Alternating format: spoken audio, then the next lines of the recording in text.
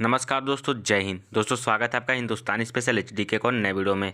दोस्तों जैसा कि आप लोगों को पता है कि पाकिस्तान के पीएम इमरान खान हमेशा कुछ न कुछ ऐसा बयान देते हैं जिसके कारण वो अपने ही जालों में फंस जाते हैं और उनके वजह से पूरे पाकिस्तान को उस चीज़ को झेलना पड़ जाता है। दोस्तों ऐसा फिर से इमरान खान ने एक ऐसा बयान दिया है जिसमें उन्होंने पाकिस्तान के फॉरेन जो पॉलिसी है उसके बारे में बात की है और उन्होंने शाह मोहम्मद कुरैशी पे साफ साफ इल्ज़ाम लगाते हुए इसमें बयान दिया है, जिसकी वजह से शाह मोहम्मद कुरैशी और इमरान खान में मतभेद हो चुका है। दोस्तों इमरान खान का कहना है कि हमको अपने फॉरेन मिनिस्टर को चेंज करना पड़ेगा। और दोस्तों उन्होंने एक ऐसी और भी बात कही है जिसकी वजह से पूरे पाकिस्तान में हड़कंप सा मच गया और लोगों का कहना है कि हमारा पीएम कुछ भी बोलता है, वो हमारा जो पीएम है वो नशेड़ी है, वो नशे में धुत रहता है, उसको समझ में नहीं आता है कि कब क्या बोलना है और वो जो भी मन में आता है वो बोलता रहता है। तो दोस्तों आज की जो वीडियो होने वाली बहुत ज़्यादा इंटरेस्टिंग बनी है, तो वीडियो पूरा लास्ट तक देखिएगा और चैनल पर तो चैनल को सब्सक्राइब कर दीजिएगा क्योंकि हम आपके लिए ऐसा वीडियो लाते रहते हैं। तो दोस्तों आप वीडियो को एंजॉय करिए।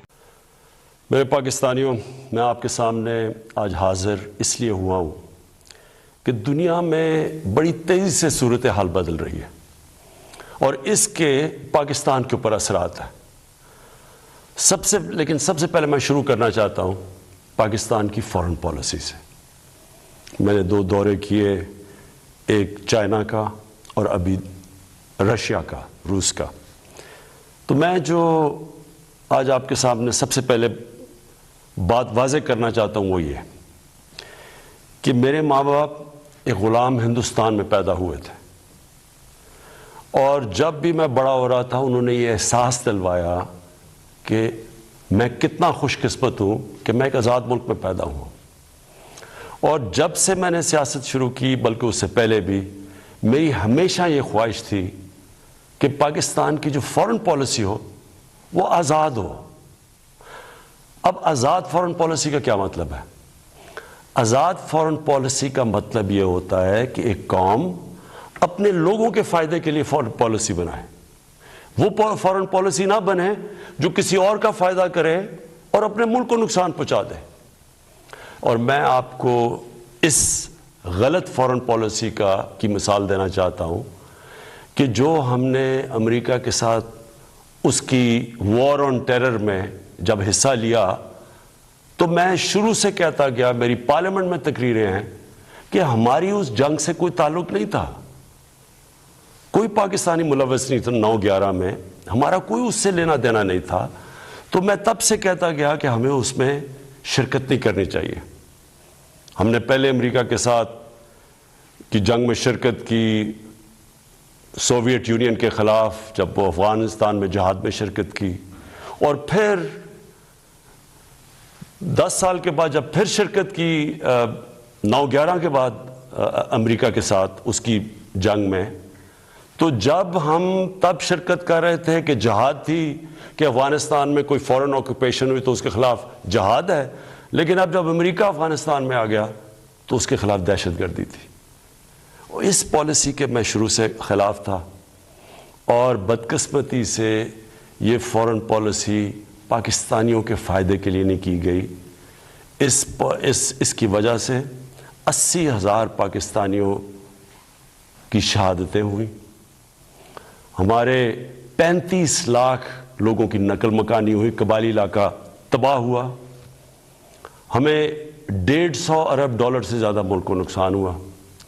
लेकिन जो इसकी सबसे शर्मनाक बात क्या थी कि दुनिया की तारीख में पहली दफ़ा एक मुल्क किसी की हमायत में जंग लड़ रहा है और वो मुल्क उसी मुल्क के ऊपर बमबारी कर रहा है। हमारे मुल्क में 400 से ज़्यादा ड्रोन अटैक्स किए गए हमारे ही दोस्त के जिसके लिए हम जंग लड़ रहे थे। उससे भी ज़्यादा शर्मनाक चीज़ क्या है कि मिलिट्री डिक्टेटर्स तो हमेशा तारीख़ है पाकिस्तान की कि वो हमेशा चाहते हैं कि दुनिया उनको एक्सेप्ट करे, उनको माने, उनको लेजिटिमाइज़ करे, और वो हमेशा आसान होते हैं सुपर पावर्स के लिए इस्तेमाल करना। लेकिन जनरल मुशर्रफ के दौर में तो सिर्फ 10 ड्रोन अटैक्स हुए, लेकिन जो 2 डेमोक्रेटिक लीडर्स आए, आसिफ जरदारी और नवाज शरीफ, 10 साल, इनके 10 साल में 400 ड्रोन अटैक्स हुए। अब मैं सवाल ये, और मैं फिर से वापस आता हूँ कि आज़ाद फॉरेन पॉलिसी क्या होती है? आज़ाद फॉरेन पॉलिसी तो ये होनी चाहिए थी कि ये दो डेमोक्रेटिक लीडर्स को अमेरिका को कहना चाहिए था कि हमारे जब आप बमबारी कर रहे हैं, हमारे लोग मार रहे हैं, उसमें औरतें बच्चे मार रहे हैं, बेकसूर लोग मार रहे हैं, तो क्या दो डेमोक्रेटिक लीडर्स को स्टैंड नहीं लेना चाहिए था उसके ऊपर? एक स्टेटमेंट नहीं दी दोनों ने, बल्कि आसिफ जरदारी ने उसको, एक बॉब वुडवर्ड जो बहुत बड़ा सहाफ़ी है अमेरिका का, वो अपनी किताब में लिखता है कि इसने, आसिफ जरदारी ने अमेरिका के आर्मी चीफ को कहा कि कोलैटरल डैमेज से मुझे कोई फ़र्क नहीं पड़ता, जो ड्रोन अटैक से जो बेकसूर लोग मरते हैं। और ये क्यों है? मैं सिर्फ आपको इसलिए ये शुरू में बात फॉरेन पॉलिसी की, ये इसलिए है कि जब मुल्क के सरबराहों के पैसे और जायदाद मुल्क से बाहर पड़ी होती है, जब उनके अरबों डॉलर्स की प्रॉपर्टी और बैंक बैलेंसेस ऑफशोर अकाउंट्स होते हैं, वो कभी उस मुल्क की बेहतरी के लिए फ़ायदा नहीं करते, वो अपने पैसे बचाने के लिए करते हैं। और आज रूस के जो बड़े बड़े बिजनेसमैन, जिनको ओलिगार्क्स कहते हैं, जिनके पैसे पड़े हुए हैं लंदन और जिनकी प्रॉपर्टीज़ है वहाँ, आज जब से ये जंग शुरू हुई है, उन्होंने सब फ्रीज करने शुरू कर दिए, जब्त करने शुरू कर दिए जो इनके पैसे पड़े हुए हैं, इनके बिजनेसमैन के पैसे पड़े हुए हैं मगरबी बैंक्स में और मगरबी कैपिटल्स में। तो इसलिए हमारे मुल्क की पॉलिसी आज़ाद हो ही नहीं सकती। और मैं अपनी कौम को आज कहना चाहता हूँ, आप जब वोट डालें तो ये समझ जाएं कि अगर इस मुल्क में आप आज़ाद फॉरेन पॉलिसी चाहते हैं तो कभी उस पार्टी को वोट ना डालें जिनके सरबराह के पैसे और दौलत और जायदाद मुल्क से बाहर पड़ी हैं, वो कभी आज़ाद फॉरेन पॉलिसी। सब चीज़ें उन्होंने बता दी हैं कि वो क्या करने वाले हैं, और हर सतह पर उन्होंने, जिस तरह होता है ना कि हर तरफ उन्होंने शॉट खेले हैं, हर तरफ। एक तरफ तो क्लोजिंग फील्डर्स उनके ऊपर लगा दिए गए थे प्रेशर में लाने के लिए कि जनाब इनकी विकेट अब हर सूरत लेनी है, अदम इत्मीनाद की सूरत में, या जिस तरह भी इमरान खान को निकालना है। उन्होंने जनाब छक्के ही मारने शुरू कर दिए हैं, और वो भी 6 छक्के 6 गेंदों पर, और वो भी बाउंड्री से बाहर नहीं, स्टेडियम से बाहर ही। और अगर बॉलिंग की बात की जाए तो हैट्रिक पे हैट्रिक हो गई है। अब आप देखिए उन्होंने स्टार्ट कहाँ से किया है कि चीन और रूस का वो हवाला देते हैं, फिर रूस के दौरे के हवाले से जो बड़ी बातें की जी हासिल क्या हुआ वो भी उन्होंने बता दिया। और बता दिया अब चीन और रूस का मामला और उसका अमेरिका से मुवाजना अगर करें, यानी एक तरफ चीन और रूस है, दूसरी तरफ अमेरिका है, तो उन्होंने वाज़े तौर पर अब बता दिया है कि किस तरफ वो सोच रहे हैं, किस तरफ जाने का।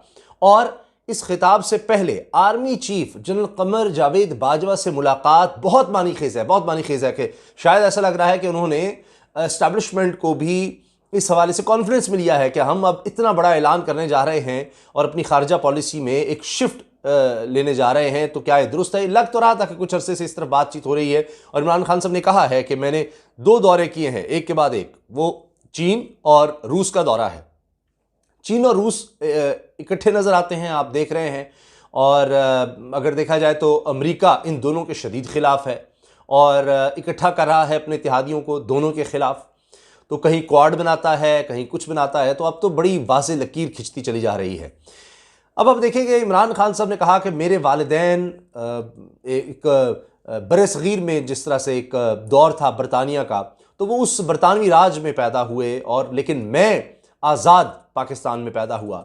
और जब से मैंने होश संभाला या सियासत में आया तो मैं सोचता था हमारी खारजा पॉलिसी आज़ाद होनी चाहिए। यानी आज़ाद से मुराद ये है कि हम अमेरिका की डिक्टेशन ना ले रहे हों, और बदकिस्मती ये है कि हमेशा अमेरिका के कहने पर हम चलते रहे। और फिर उन्होंने जज्बात में आकर ये बात भी कही कि देखें रूस के साथ क्या हुआ, कि अब जितने रूस के अमीरीन लोग हैं उनके असासे बरतानिया, अमेरिका, दीगर ममालिक में मुंजमद कर दिए गए, बंद कर दिए गए हैं। तो ऐसे ही देखिए